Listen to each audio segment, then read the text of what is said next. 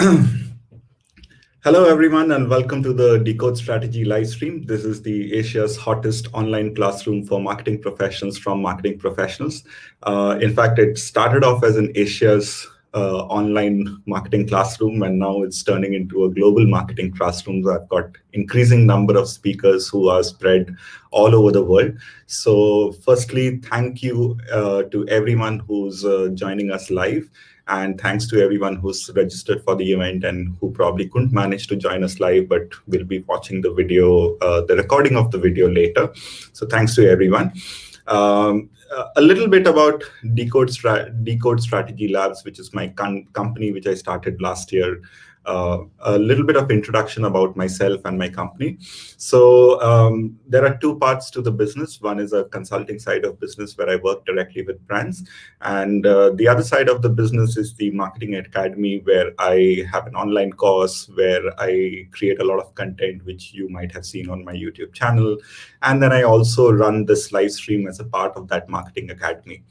And you can check out my course on strategic marketing on my website. The details are there in the description to the event. And there are some really good events that I'm lining up. There's one which is already confirmed, and this one is with Andrea. She'll be joining us from Barcelona, but she works in London, and she's a global brand director at Reckitt. And she'll be talking about some really amazing work that she had done when she was in Latin America, where it was all around creating a positive social impact and business growth through purpose. So there are some rich learnings from this session. And if you're interested, you should absolutely follow the Decode Strategy Labs LinkedIn page, where I don't make too many unwanted announcements. I just keep updating all the event announcements which are there. So if you want to stay updated, you can either follow the Decode Strategy Labs LinkedIn page. Alternatively, and what I would strongly suggest is that you can also follow the YouTube channel. It's called Business of Marketing. And not only the live events, but also the recordings of all previous events are there on this page. And if you like any of the events, just spread the word, spread it, like share it with people, your friends, your colleagues on WhatsApp, LinkedIn, wherever you feel like. And if you have a speaker or a topic in mind, and you want to share that with me, or if you have a topic that you would like to come and talk about on this platform and you think it would be relevant for a platform like this, please reach out to me. My email is hello@decodestrategy.com. And on that note, let's move on to today's speaker. And I've got Dan White joining me for today's event. And he'll be talking about soft skills needn't be hard to master. And if you want to master them, this is the event, this is the session where you need to be. So let me just add Dan to the live stream first, and then we'll continue from there. Hello, Dan. Welcome. Thank you. Hi, Ro. How are you? Wonderful, wonderful. So you have the great honor of being the first speaker who's making a second appearance on my show. So I'm extremely thankful for accepting my invitation. And it's lovely to see your second book come out. And, I would love to know all about it, and I would love to share all about it, especially after the previous book where we saw a lot of success. We saw a tremendous amount of people who had joined that event. There were almost like 500, 600 people who were watching that event live. And, even the YouTube video I just checked has over 300 odd views. So that was a huge success story. And I wanted the audience to be aware of what you've been up to. So maybe before we start with the content that you're planning to share today, how about you do a quick recap, because there are lots of new people. So maybe a little bit of introduction about yourself, about your first book and your second book, and then you can move on to the topic for today. Great. Thanks, Raul. Appreciate that. You might, don't know if you can tell, but I'm not at home. I'm in a room. I'm actually staying in Jesus College in Cambridge for a day or so. And I've got to tell you, I've got this amazing view. I have this huge window.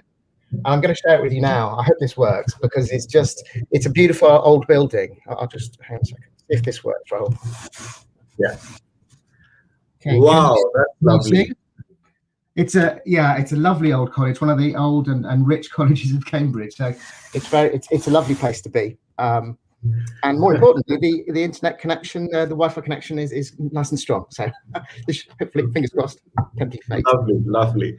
Okay, so what I'll do, I'll share my screen now so I can show you some slides. Yeah.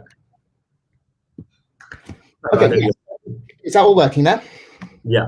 Great. Okay, so yes, it is my second book. It's the soft skills book. It's not even out yet, but it is available for pre-order from Amazon and Book Depository. So I'm hoping you'll be enticed a little bit by some of the key frameworks that I'm going to be sharing from the book today.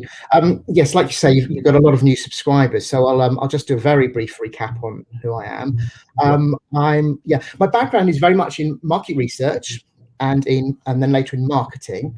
In the area of both a practitioner in those areas, but also sort of a thought leader and innovator in those areas.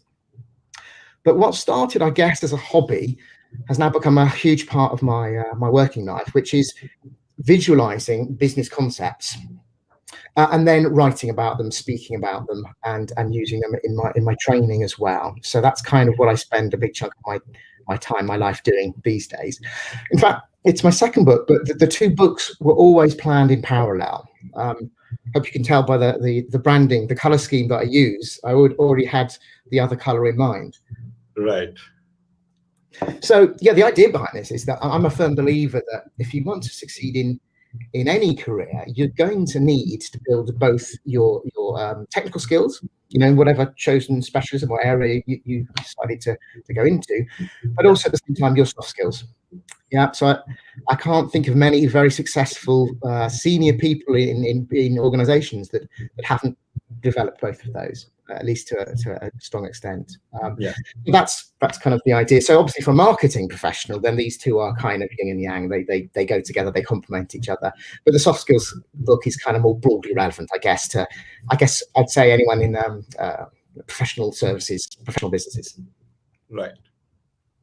So onto the book, just to give you an idea of what's in there. So the first 5 chapters are about, kind of handling, managing yourself and handling other people, and then also running and inspiring teams and running projects. And these are kind of things I would say you definitely need to master in your earlier parts of your career. And then later on in your career, I think what becomes even more important is the ability to communicate your ideas, to present them, to be persuasive, to bring other people on board, and etc. Ultimately culminating in maybe big pitches, for example, which comes at the end. So it gives you a flavour of what's in the book. But enough of the sort of advertising. Now let's get on with the sort of the more interesting stuff. So I've come along preparing 10 different topics to talk about, and you can see them on the screen now. I'll go through them in order, and we'll see how many we've got time for. I'm hoping we'll get through about 7 or 8, maybe more, depending. Yeah. But I thought it'd be quite a good idea, Raoul, if people, if they want to, that is, they can use the comment box and put in a number of any that they particularly would love it if we had time for, and then we can reprioritize as we go along if one of those crops up a lot. Yeah, I think it would be a good idea to switch the format a little bit this time around. And if the viewers who are listening, or watching, if there is a particular framework out of this list of 10 that you really want to be covered, then just drop the number in the comments box. And we would also love to know where you're logging in from, because I saw people from 20 plus countries who had registered for the event. So drop the number that you definitely want to be covered in today's session, and we'll try to cover all of them, but just in case we start running out of time, then we'll prioritize accordingly. And also, I think last time what we had done, Dan, was that we waited for the questions all the way to the end. And I think it became a little difficult because the frameworks that you had covered in that session were pretty wide in their scope. So it was not a singular topic. It was like 10 different topics in a way that you had covered. So what we can probably do for today's session is that anyone who's watching, if there is a question or a comment that comes to your mind, the moment you see the framework being shared, just type in immediately, whether you're watching it on YouTube or on LinkedIn, just type in the question that you have in your mind immediately, and we'll try and cover questions as we go. So, so let's see how we go with this format. I think there's a little bit of delay between people putting in their questions and us getting to see them over here on our studio. But we'll try and work around with that, and we'll see how it works smoothly or not. Okay, sounds good. Okay, well, in the meantime, yeah, I'll just get cracking with the first one, right? Awesome. Yes. Okay, cool. Now, this one I think is fundamentally important because it's about dealing with different people, other people, and what could be more important in almost any profession, but actually collaborating. So I thought I'd start with this one. Now, I've come across at least 5, 6, maybe more different frameworks and approaches for understanding personalities. Yeah. And I've generally, I mean, they vary in complexity. Some which split people, or at least have full categories, let's call it. Some go up to like 32 or even more. And I've found them all fascinating. I mean, they're all very interesting, and you reflect on them, don't you, when you do these kind of evaluations of yourself, kind of thing. But I have also struggled a bit with how useful they are in a business context. Actually using them to help you do a better job. So I've spent a lot of time actually thinking about how to distill this into something that's very actionable. So, well, I'll show you the overall sort of initial framework, and it'll probably be very familiar to you. I'm sure it will to many people. It's the idea that there are, well, at the most basic level, there are probably about 4, let's call them tendencies, personality tendencies. Yeah. So what it means is that people often have a preference. They lean towards one of them a bit more than others quite often. That's quite common. Or at least they have that tendency more often in their life, or more occasions. So the way I've summarized it is, there are people who like to get it right, absolutely precise and accurate and robust. There are people who really want to focus on getting it done, getting on with it, getting it accomplished. There's also people who have a tendency for getting somewhere new, learning something.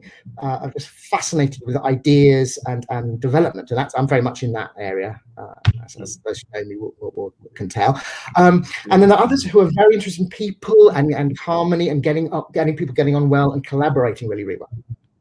And you can see immediately, these are all very valuable for business. All of these are essential for successful businesses and teams. But we know that some people with one tendency don't often get on well with others. So, okay, that's all very well. But in the book, it helps you, gives you ideas about how to spot people with these tendencies. But the bit I'm most proud about is this grid. Okay, so this is a grid which I use myself. I use this, and I've been using some stuff for about 10 years now, as I've been building the framework for me. And that is, for example, let me just go through this. So, for example, if you're working with someone who likes to get it done, then a good way to persuade them is by talking about end results. Okay? I'm going to go diagonally down the column. If you're talking to someone who likes to get it right, and you need to reassure them about doing something, strategy, whatever, then the best thing to do is show them the evidence, etc., etc. So getting somewhere, if you're dealing with someone like me who likes to get somewhere new, then it's always good to provide these people with possibilities, what could happen, exciting possibilities, and getting on well. For example, it's very important in meetings with people to make sure that they're happy in that meeting, that there's a lot of discussion. There's plenty of time to discuss and air thoughts. And I can't get through the whole grid, but I use this as a lookup table, so I'm hoping people will find that extremely useful. Wonderful. This is actually quite useful, Dan. And I can already see I can visualize people with the 4 different tendencies that you've shown over here. Good. And although not directly as a framework, but I have used similar approaches when I'm dealing with the different tendencies, the different people with the different kinds of tendencies. So I can totally relate to this. People do. When you start talking about this kind of concept, people can usually nod and go, "Oh yeah, I know people who are more like that."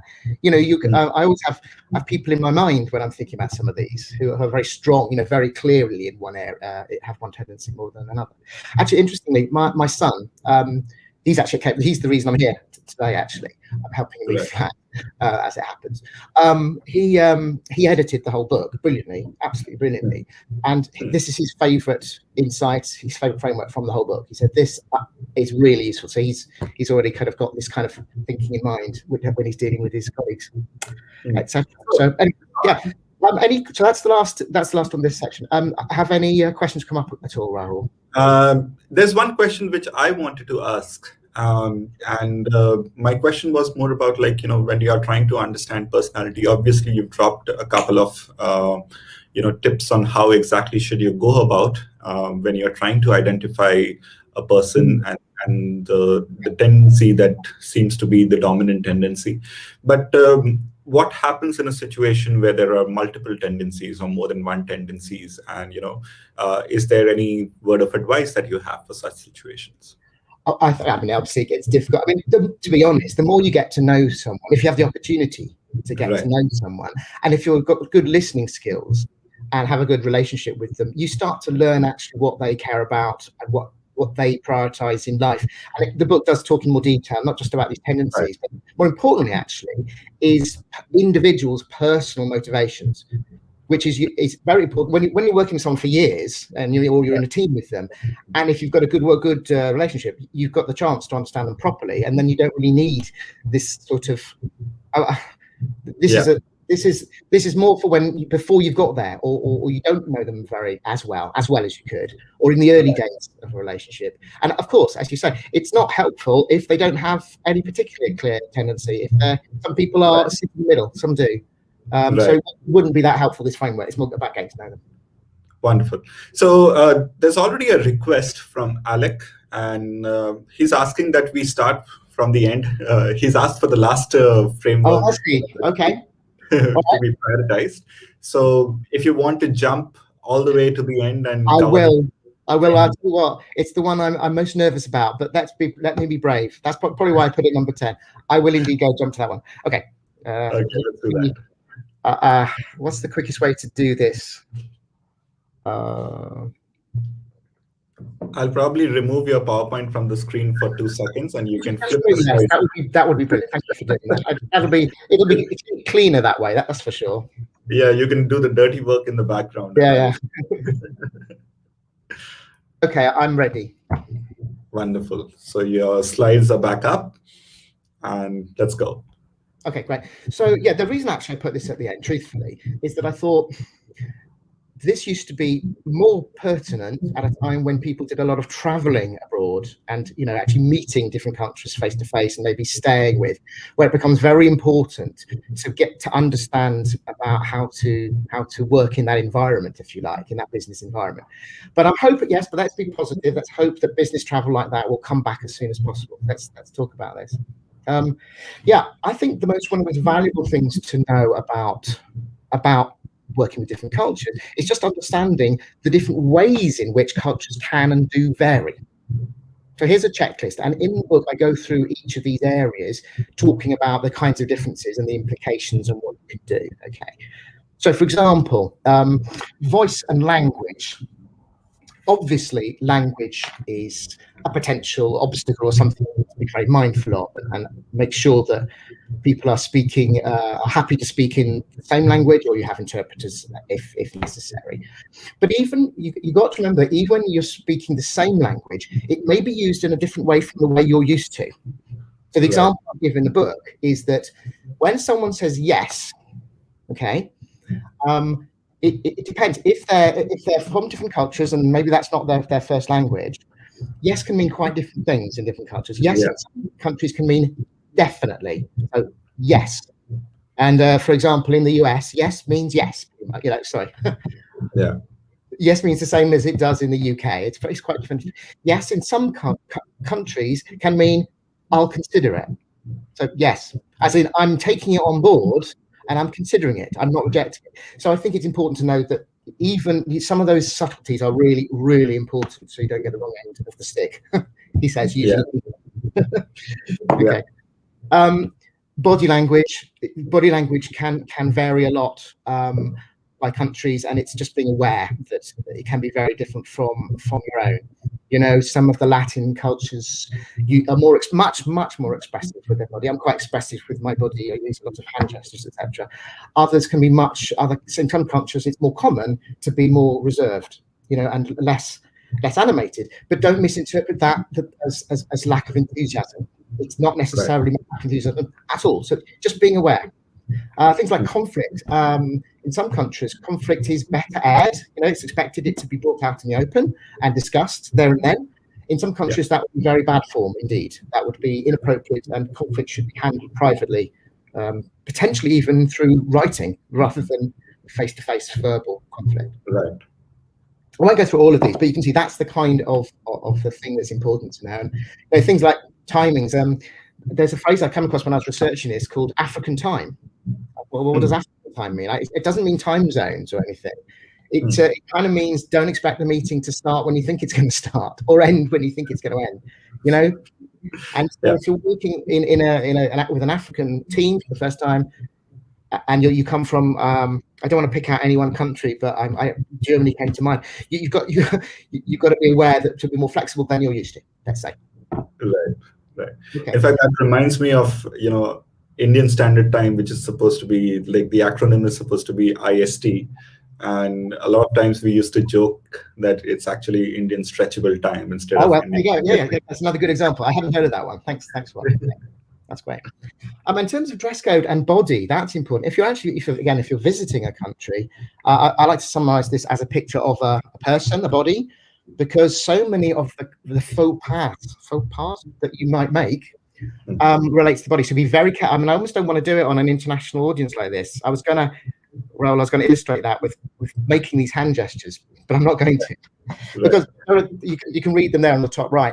Those things can mean completely different things in different countries, and sometimes some of those gestures are extremely rude, whereas in your country they might be extremely positive. So I would say just be very careful with any kind of hand gesture at all. Okay. Right. And then there are other things like feet, you know, how exposing your feet or showing the soles of your feet, or putting your feet up. So putting your feet up on the table, which I have seen people do in business meetings before, in a very kind of arrogant way, would be an absolute, really, really very bad form in some places, etc. So I added this as a slightly humorous, but actually very important awareness reminder. And my advice, I was always like, it only takes about 15, 20 minutes on the internet looking up some cultural specific things about the country you're visiting before you go, and you should always do that, I think. Right. Okay, well, hopefully that answers that request. Yeah. So there are two questions which are kind of not squarely on the two frameworks that you have already shared, but they are somewhere in the periphery. So maybe we take on those questions now. So the first one is that it's from Suvida. Could you please tell how to navigate toxic work environment amongst teams, and could you throw some light on that, please? So that's slightly on the periphery, but if you want to elaborate, that would be great. Yes, actually, what would be handy for me, if we go to the team section, I'll go to the team section, and then I'll follow that up with some thoughts on therefore what to do if you're not in that nice situation and actually a toxic team. But actually just looking at what a good practice is for a team can be helpful as a sort of a benchmark of what you need to do to get there. So let's take that as the next framework, or the next section that we cover. I will guess the slide number. Here we go. Okay. So I've removed your PowerPoint once again, and you can do the dirty work in the back. I will do that now.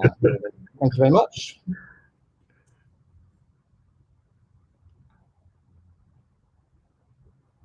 Okay, yes. So we'll start with what a great team looks like, and then we'll move on to I'll try and think of some ways to help with a toxic team.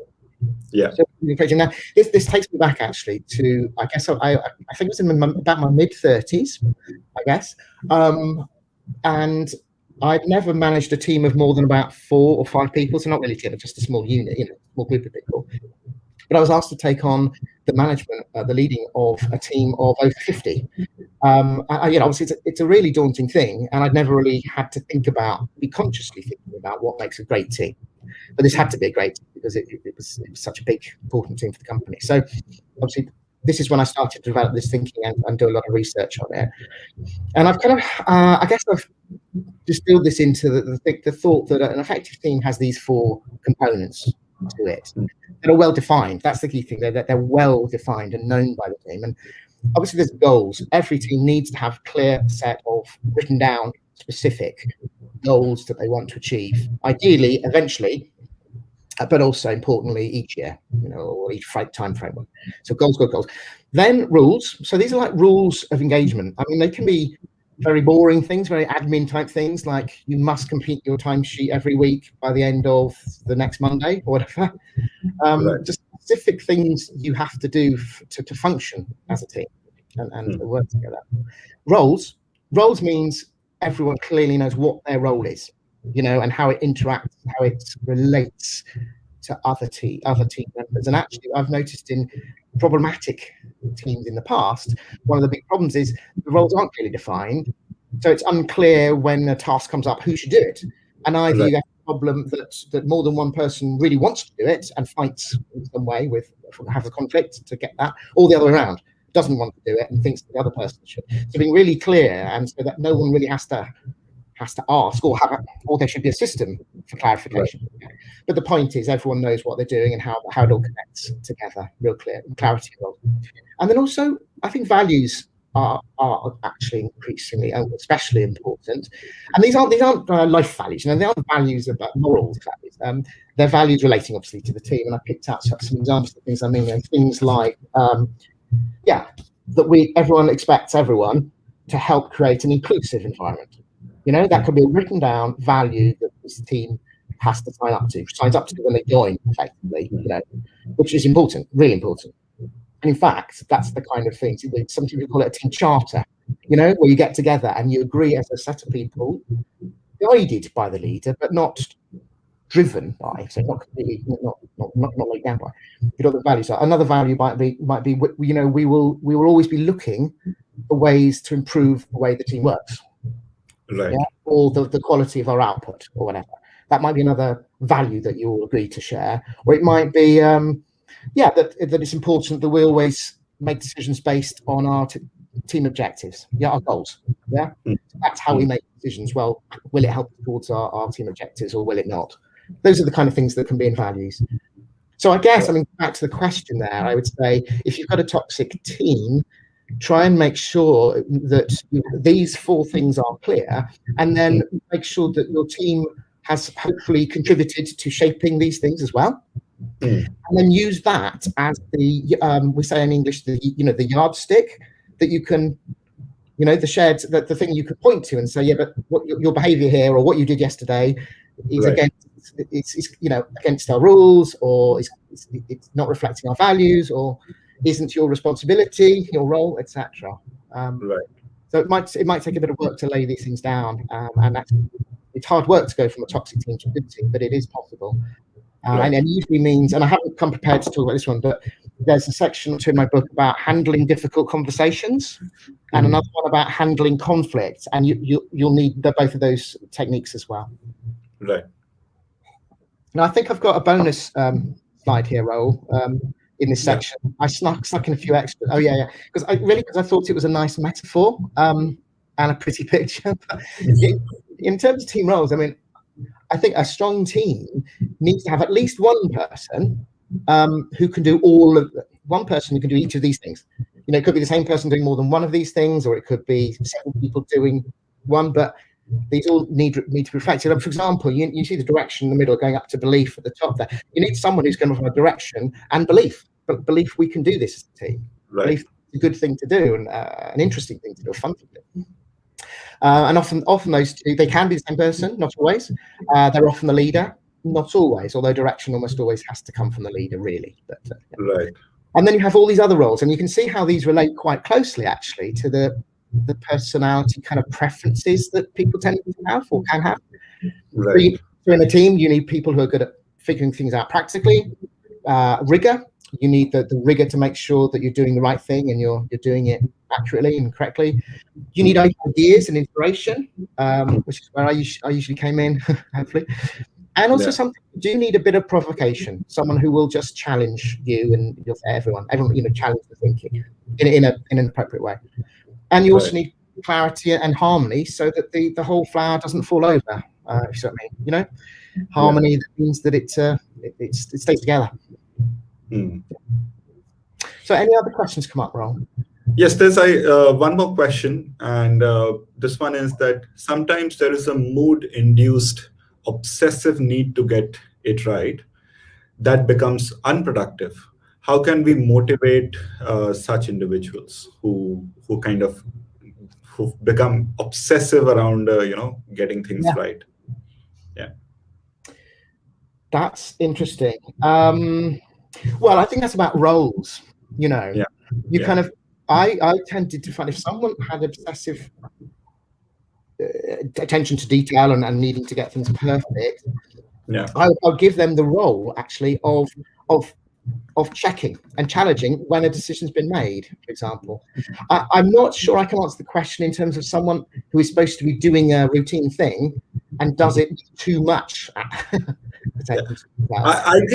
think if I can guess what the question actually means is that probably sometimes people who have that perfectionist syndrome, to the extent that they don't really end up meeting the deadlines and things like that. How is there any thoughts that you have on how to deal with such kind of team members? I've had it before. I'm just trying to think of the best ways one can deal with it. I think actually that there's the having important conversations technique, which I can bluff my way through. I can find it in my book over here. Essentially, a technique where you raise a challenge, you raise a big important issue with an employee, and you find a way to solve it with them. And actually, in the most intense situations, that can even mean the person agreeing that they're not right for the job. If they can't do the thing with a certain amount of flexibility and speed or whatever, and avoid that. So I think ultimately that'd be one route. I used to talk at the 80% rule and say, for our business to succeed, we need to get it right 80% of the time. Now, perfectionists hate that; they hate it, but it's often true, But I think having very direct conversations, carefully handled conversations with people as to why that's the case and why you've raised it and what the implications are if we can't solve it, either for them or for the business or both. I think that's the way I'd handle it as best. Yeah. Wonderful. Okay. Any others? No, that's all for now. Let's move on to the next question. The next frame. Actually, this one flows on nicely anyway to delegation and teams. Delegation. The reason this one made it is because it's such an important thing. Delegate in any hierarchical business, and most businesses have some form of levels. The idea is obviously the least expensive person does as many tasks as they can. It's more efficient that way. It's the whole thinking, but only if you can delegate effectively. And I found that a lot of managers struggle with this. Even very, very senior people have said when they've read a draft of my book, a pre-release copy, saying they've always struggled with delegation. And I noticed there were a lot of these things have existing frameworks out there, which I've hopefully distilled and in some cases hopefully improved, but I couldn't find one for delegation, not a sort of an acronym or a way of a mnemonic. So I came up with one. So I've called it the pouch. I've even, embarrassingly, I wrote a very short story about a baron from the Middle Ages who delegated an important task to a knight, one of his knights, because he was in debt to another baron and he needed to repay it with a delegation pouch of gold. Oh dear. Okay. You get the drift, okay? Yeah. You'll be pleased to hear, Rahul, and your audience. That didn't make it into the book, but I may resurrect the story on LinkedIn at some point. But the framework did. The framework is basically pouch. You think about a pouch of gold, and it's an important thing. You're entrusting it to someone else, but you won't have control of it after that, or you shouldn't. So the idea is you need a POUCH preparation, and preparation essentially means figuring out who is the right person to delegate to, and what will they need, what resources, what information, what briefing and information and resources, what access, etc. think of that before you even approach the person. Right. That's quite useful. Then after that, I guess the key trick here is that you explain to the person what the desired outcome is, what the outcomes are. Right. Yeah, rather than, I'm sure you've come across this, rather than telling them exactly how to do it. It's up to them how they do it with the resources and information you've given them, but it's the outcome that you're effectively asking them to achieve, not telling them what exactly. That's much more empowering, and it helps initiative, etc. Then you've got a couple of checks. You've got the understanding check and the commitment check. Understanding check means, making sure they know exactly what they need to do. Yeah. Right. And often asking people to play it back is a really good way of doing that, and then you can clarify. And then the commitment check is slightly different, which is, how sure are you that you will deliver this on time? And if they aren't committed, you then need to keep going and discussing with them why and what would make it a 10 out of 10. I definitely will commit. And actually, back to that question about an employee who is perhaps paying too much attention to detail and missing deadlines. Well, the commitment would be the outcome by the deadline. And if they say, I can't commit to it because I might have to rerun it again and again just to double check, you would talk to them about, well, that's not satisfactory because we need the outcome. And you keep talking, well, what would have to change? So you could do that. And they go, well, I guess I could just trust that my colleague has got it right. Okay, but you get the idea. Yeah. And then the final one is help, as in the manager can help, but the good practice is only to help if asked for help. Yeah, so always be available to step in and help, and encourage it if there's a problem.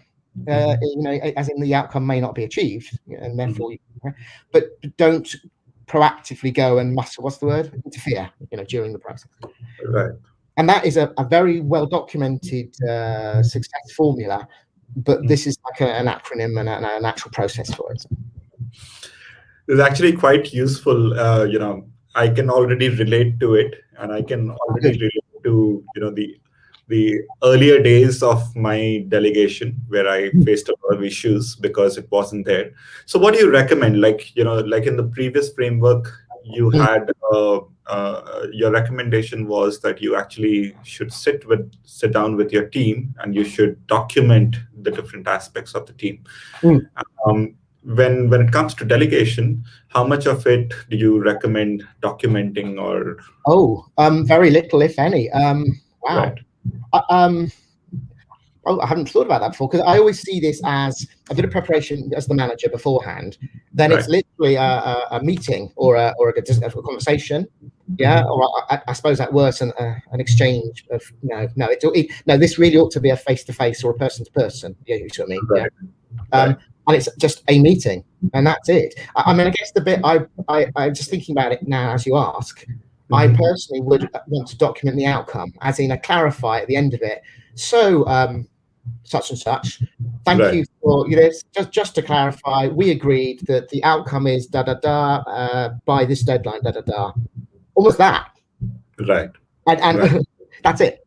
That's it. I would say. Makes sense. Okay, so we don't have any further questions on this framework. So let's move on to the next one. I'll move on to the next one. Okay. Oh yeah, running an effective meeting. Again, the reason this one is in one of my top 10 sort of favorite ones to take you through today is that I've heard a lot of businesses talk about the meetings in their organization are really poorly run or even unnecessary. This seems to be almost like I was going to say a pandemic, but that doesn't feel an appropriate word these days. It's a business problem, a widespread business problem. Yeah. And again, there are one or two, there's definitely some thinking out there. And I've come up with, I've distilled it into a couple of, I think, the most important ones. I'm not going to talk about sport now unless people want to, but there's a framework up in the left as a reminder to me that there is an important way of setting up meetings. And I would impose this, by the way, as a rule in any business of mine, if I run a big team or a business in the future, that you must have a sport, let's say, for every meeting, and it ensures that the meeting is necessary, that people are well prepared, that you will get to the outcome you want, etc., etc. I can go through that in a minute if people ask me to, but I wanted to focus more on what happens in the actual meeting, so you have a successful outcome. Okay, And I really quite like this. And notice the drawing is a meeting where it's all symmetrical, but Right. there is a sort of a first amongst equal, which is the chair of the meeting. Right. And you should always have a chair of the meeting, a designated chair. If you come to a meeting, no one's chairing it, you say, "Oh, can I start this meeting? Can I suggest that we start this meeting by deciding who's going to chair it, please?" and normally it'll be you who gets nominated because you've obviously got the most, gumption. Yeah. So what happens is this process I absolutely love, which is the chair starts out by just explaining the context of the meeting, why are we here, and what outcome do we want by the end of the meeting. Right. Vital. Write it down on a flip or on a chat, thing. In fact, the outcome should already be in the sport, by the way. That's what the O is. So everyone knew in advance. This is just to clarify. So that's number one. Number two is the people who've been asked in advance to share relevant information, take people through things, should be asked to do that now.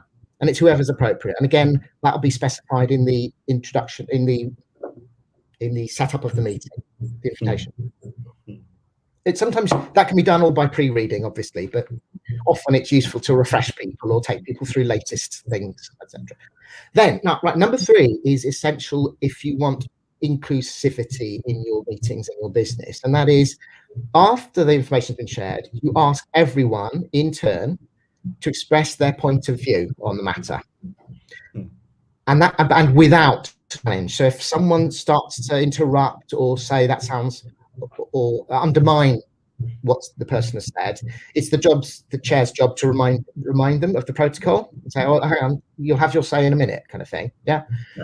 And that's really important because obviously number three means that even the quietest, most reserved people in the room are given the opportunity to express their thoughts, which we know is very, very important for good decisions and balanced decisions as well.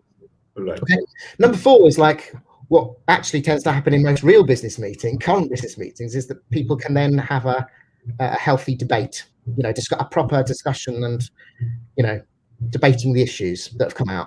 Okay. So and then the 5 and 6 is just good practice, which is that, towards the end of the meeting, if a consensus has been reached, great, easy. If it hasn't, the chair needs to actually say, well, I've listened to the arguments, I've listened to everyone's point of view, we've got to make a decision on this. The decision is going to be this, and for the following reasons. And then that's the matter's done, kind of thing. That might vary a bit by culture, by the way. I think that might have to vary a little bit by culture, but this might be a little bit Western biased. I'm just being honest with you here. And then number 6 is capturing who, what, and when. As in, always capture who, what, and when the action plan, even if it's just one bullet, one thing. Always do that. Now that I guarantee, if you use that and that's deemed to be the way you do it, and you put one of these up in your meeting room on a laminate or something, you will improve your meetings. I'm convinced. This makes a lot of sense, and there's an issue which I have encountered in the past, and this is something which I learned by talking to some of the attendees of the meeting, and especially the ones who are junior. And what would happen is that even if they are in a room, if the seniors are the ones who do the talking up front, then they kind of start withholding their views and coming out openly. So while the attendees should be given a chance to express their views without being challenged, then should it also be that it be done in a certain order? Now, you've done that, you see. And this always happens with these kind of interactive meetings. You always learn something new. And I now want to change the book. It's being printed, by the way. I can't. But not change. I want to do it as a little build because, yes, that's an absolutely brilliant point. By the way, in the cultural differences, another one I was going to mention was that, again, there's a big kind of broadly east-west difference in that, especially in America, actually, everyone is expected to voice their say, and the junior people have no problem expressing something if it's, Correct. But again, I've read a lot about how that is not expected, or it would be surprising for that to happen. So yes, I what I'm trying to say is I absolutely agree that a build on number 3 should be, a good practice is to perhaps start with the least experienced or the, next person moving up to the most senior. Nice. Absolutely. Yeah, I think that's really good. And I do notice that obviously sometimes the chair, by the way, should also express their opinion. But yeah, that should always come last. I wish I'd reflected on that a bit more. But yeah. Mm-hmm. But in a way, number 5, the chair, kind of they to go last and they express their view. And part of that might be to agree with everyone else or to challenge. Yeah. Yeah. So in fact, recently I was reading this book called Working Backwards. It's a book on the processes that were used for Amazon to scale up.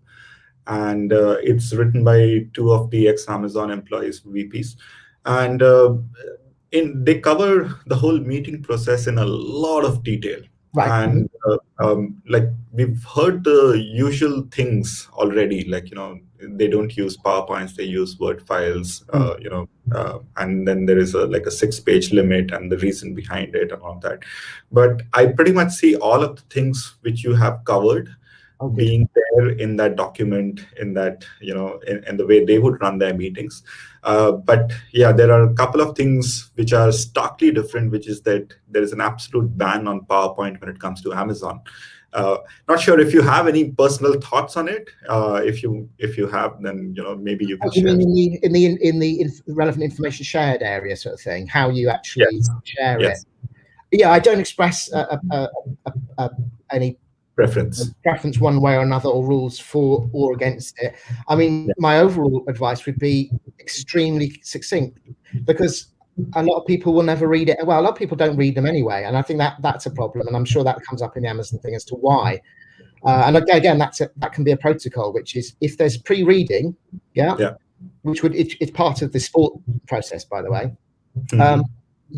You will be expected to have read it. You can't get away with not. But then that only works if there's a maximum time length. So I personally wouldn't say whether it should be PowerPoint or Word necessarily, but I would certainly say it has to be extremely succinct. It's a summary, it's not a lazy kind of dump of all the data kind of thing. It's the opposite.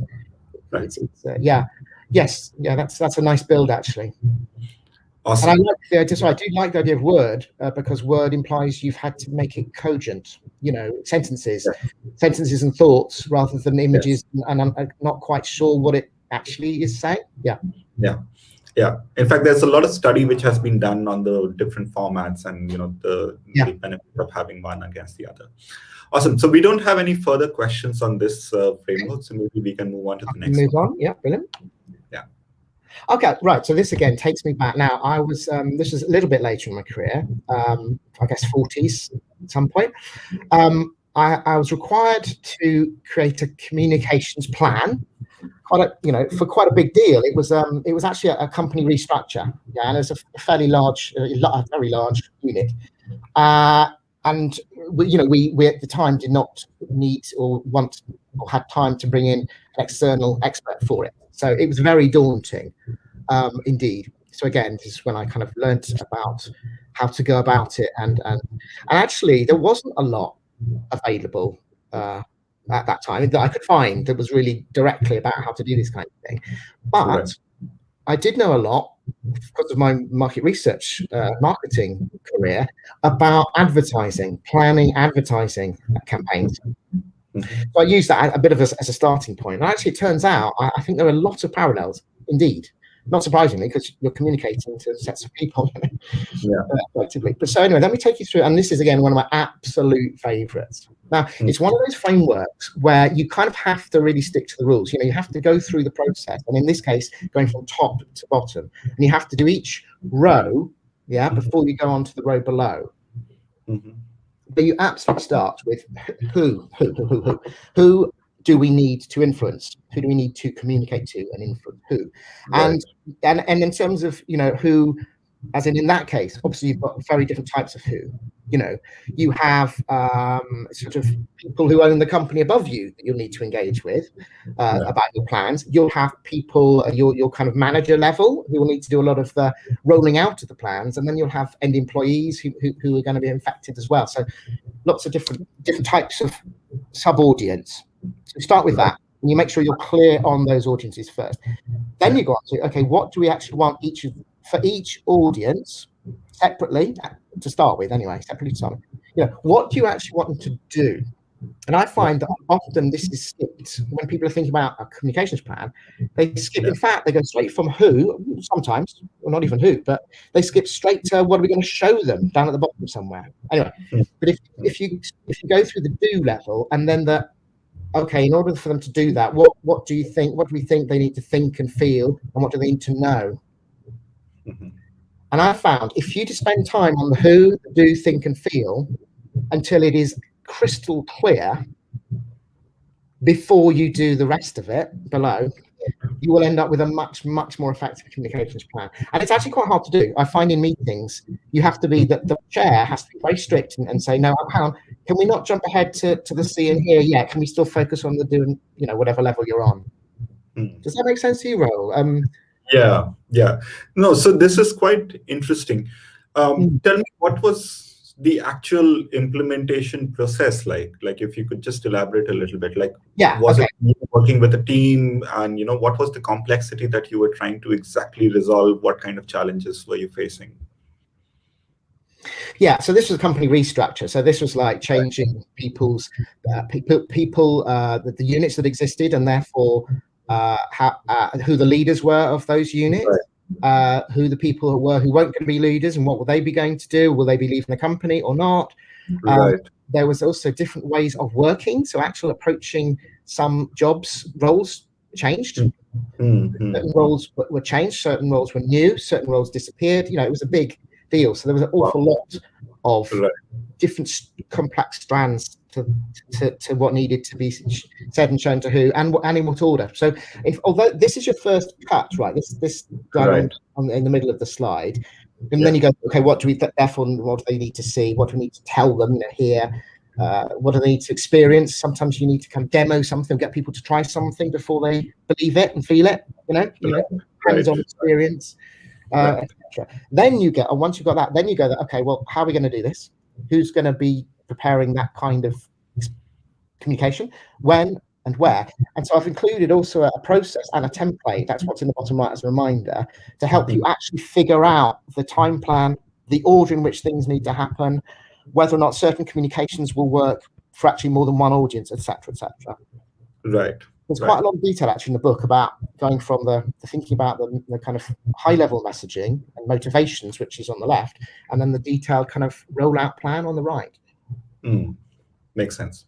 Yeah, and I wish I had this when I went through that one, but it was useful when I had to go through it the next time. Awesome. So we are almost at the 1 hour mark. Like, there's 5 minutes to go.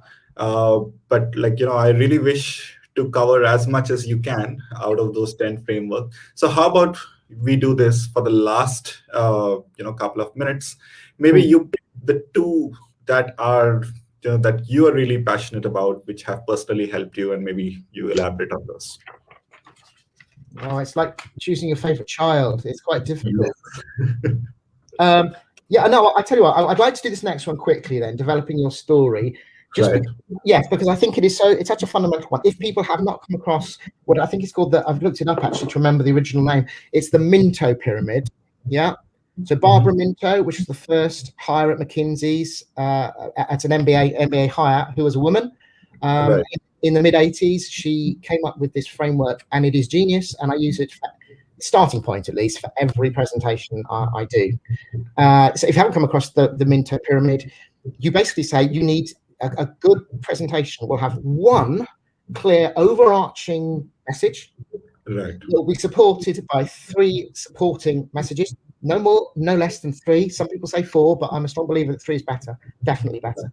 And then for each supporting message, you actually ideally pick out 3 specific points that argue for message A, for example.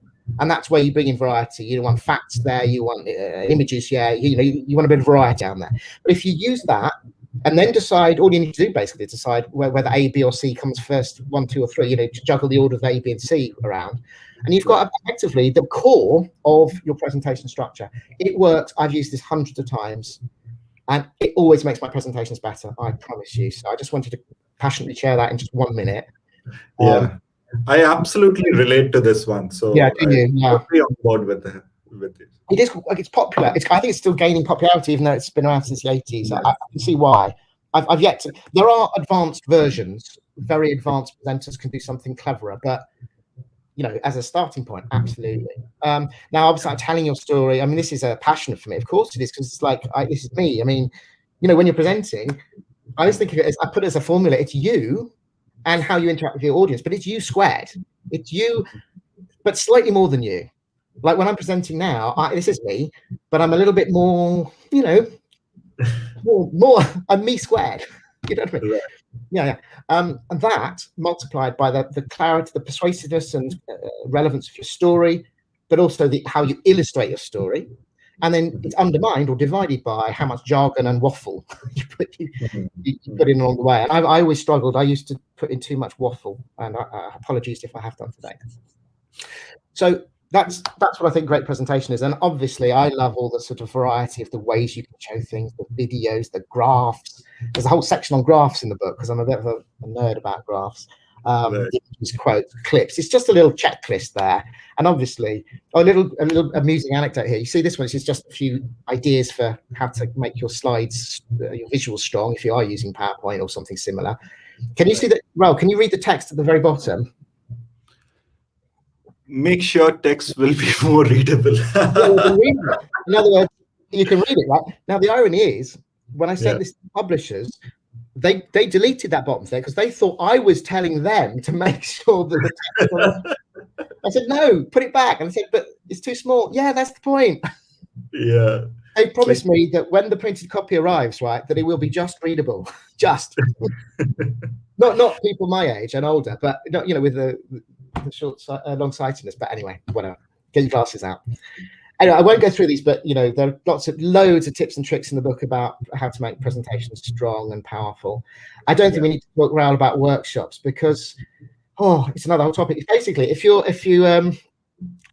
become a proficient presenter in a lot of businesses, you're kind of expected to jump to the next level, which is to devise and run a workshop. But it's a huge leap, and there are different skills and tricks that you need to know. So again, the section in the book is like a beginner's guide to workshops. I take you through the key principles of what a workshop's all about, and also down there's a reminder that we've got this foolproof co-creation exercise. It's quick, it's easy. You can even run it in a team meeting. It doesn't have to be a full workshop. It works every time. So I find that useful. And okay, we might as well go for it, because this is the 10th one. Yeah. Okay. It's almost the best. Okay, in 30 seconds, if you haven't come across this framework, the GROW framework, it's not like a coaching framework that you need to be a qualified coach. It's just a way of coaching individuals, and anyone can do it. All you need to do is be good at listening skills, and then basically probe and ask the person you're trying to coach the 4 things. What are you trying to achieve? What does success look like? Like the people use that phrase. What's your goal? What are you trying to do here? Make sure they're clear on it. Then you ask them, okay, where are you now? What's the reality? How does it differ from what your goal is? What's the gap? Right.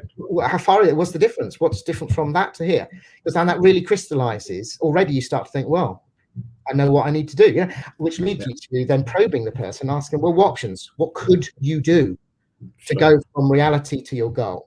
And often they'll say, well, I suppose I could do this, or I could even do this, or I could do that. Yeah. And they're starting to think about it in their heads. And then eventually you just need to ask them, well, which one will you do?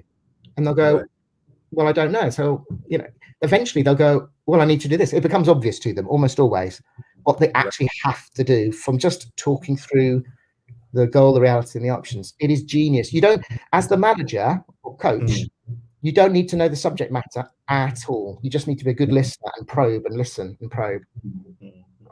Okay, I know it was very quick at the end there, but we did get through all 10. Wonderful. Awesome. So thanks a ton, Dan. This was lovely. I'm glad we are exactly at the 1 hour mark, and I'm glad we managed to cover all of them. So thanks a ton. I'm going to remove the slides from the screen for now. Okay. Yeah. So lovely. Couple of things, like, when is your book expected to be available, and what else should people be expecting, once they get their Okay. hands. Yeah. It's unlike last time. Things are a little bit more settled down. The pandemic has had less impact, so no signs of delay this time, or supply shortages like last time. Right.